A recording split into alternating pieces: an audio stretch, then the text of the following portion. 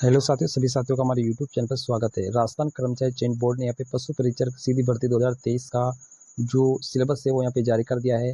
इसका सिलेबस पहले भी जारी किया गया था। उसमें दो पार्ट थे, पार्ट ए और पार्ट बी। पार्ट बी में यहाँ पे केवल एनिमल से संबंधित क्वेश्चनों के बारे में चर्चा थी, लेकिन यहाँ पर पशु परिचर का जो सिलेबस है वो पूरी तरह से यहाँ पे अलग हो चुका है। अब यहाँ पर कोई पार्ट नहीं रखे गए हैं, केवल एक ही पेपर होने वाला है। अब यहाँ पर अगर पशु परिचर भर्ती की बात करते हैं तो आपके प्रश्नों की संख्या 150 रहने वाली है और अंक भी आपके 150 रहने वाले हैं, यानी प्रत्येक प्रश्न 1 नंबर का रहने वाला है। और परीक्षा की जो अवधि है वो आपके 3 घंटे की रहेगी। यहाँ पर इस विज्ञापन में संशोधन कर दिया है। पहले कुछ सिलेबस में अंतर था, अब सिलेबस थोड़ा अलग हो चुका है। पाठ्यक्रम की बात करते हैं तो आपके वस्तुनिष्ठ प्रश्न रहने वाले हैं, पूरे 150 प्रश्न आएंगे। अधिकतम पूर्णांक है वो भी आपके 150 रहने वाले हैं। प्रत्येक प्रश्न आपका 1 नंबर का रहने वाला है। और अगर आप गलत करते हैं तो आपका 1/4 अंक यहाँ पे काटा जाएगा। और प्रश्न पत्र में आपको न्यूनतम 40% लाना जरूरी है। परीक्षा का जो मानक स्तर है वो आपका सेकेंडरी लेवल का होगा, यानी 10वीं स्तर का आपका पेपर होने वाला है। पशु परिचर भर्ती यानी एनिमल अटेंडेंट की ये भर्ती है। इसमें यहाँ पे लगभग पदों की संख्या 5,500 के लगभग है। अब इसका सिलेबस अगर देखते हैं तो यहाँ पे कुल अगर हम 100% की बात करते हैं, प्रश्नों की संख्या आपकी 150 रहेगी, पूर्णांक भी आपके 150 रहेंगे। अब ये पूरा प्रश्न पत्र राजस्थान के जीके से संबंधित है। राजस्थान की कंप्लीट जीके यहाँ पे पूछी जाएगी।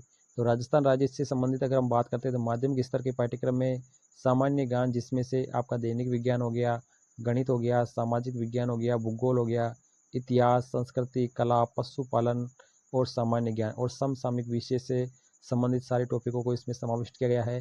सभी के वस्तुनिष्ठ यहाँ पे प्रश्न पूछे जाएंगे। तो अगर हम शुरुआत में बात करते हैं भूगोल की, यानी राजस्थान की भूगोल, आप जानते हैं राजस्थान की भूगोल में क्या क्या टॉपिक रहते हैं। तो यहाँ पे राजस्थान के भूगोल में स्थिति, विस्तार, भौतिक स्वरूप है, वन संरक्षण, जलवायु, जल संसाधन, झीलों के बारे में, सिंचाई परियोजना, जनसंख्या के आकार, वृद्धि, वितरण, घनत्व, ये सारे, साक्षरता, परिवहन मार्ग, ये सारे प्रश्न आपके राजस्थान के भूगोल से संबंधित इसमें पूछे जाएंगे। साथ ही हम अगर राजस्थान की इतिहास, कला, संस्कृति की बात करते हैं तो इसमें ऐतिहासिक घटनाएं हो सकती है, स्वतंत्रता आंदोलन, एकीकरण, महत्वपूर्ण व्यक्तित्व, भाषा, साहित्य, सामाजिक जीवन, वेशभूषा, वाद्य यंत्र, लोक देवी देवता, लोक साहित्य, बोलियां, मेले, त्योहार, आभूषण, लोक कलाएं, वास्तुकला, लोक संगीत, नृत्य, रंगमंच, पर्यटन स्थल और ऐतिहासिक स्थितियों के बारे में भी यहाँ पे आपके संबंधित प्रश्न पूछे जाएंगे। तो ये आपका पूरा राजस्थान का जीके कंप्लीट हो चुका है।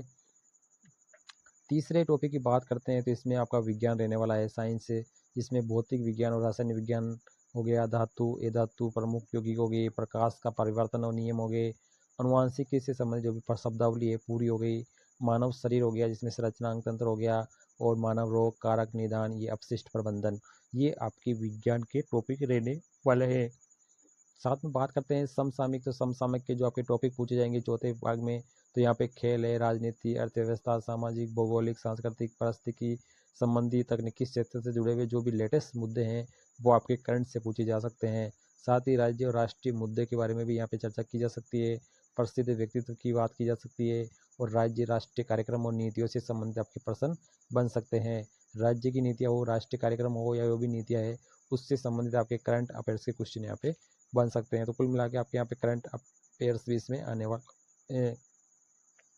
गणित की बात करते हैं तो गणित में कुछ ज़्यादा टॉपिक नहीं रखे गए हैं। इसमें महत्तम समावर्तक है, लघुत्तम समाधान, एचसीएफ, एलसीएम है, औसत है, लाभ हानि है, प्रतिशत है, साधारण ब्याज है, चक्रवृद्धि ब्याज है, अनुपात समानुपात से संबंधित यहाँ पे गणित के प्रश्न पूछे जाएंगे।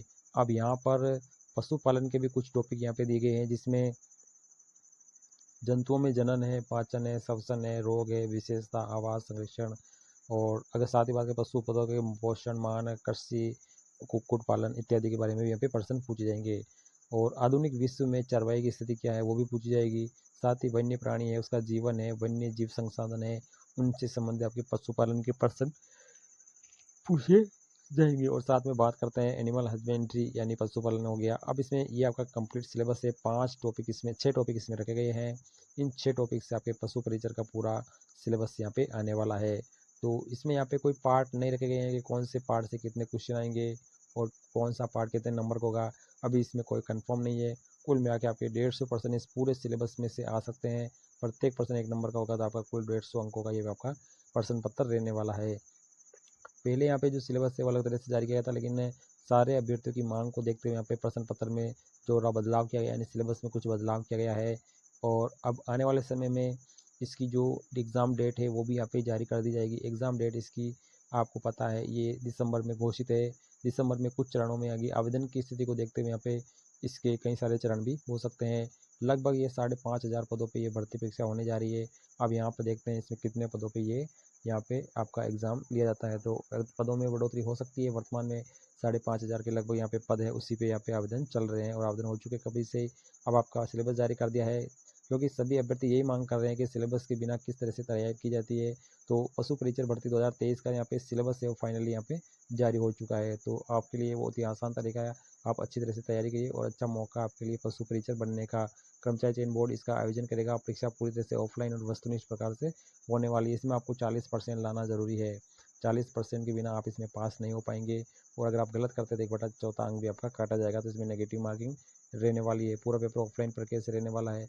वीडियो को लाइक, चैनल सब्सक्राइब जरूर करें।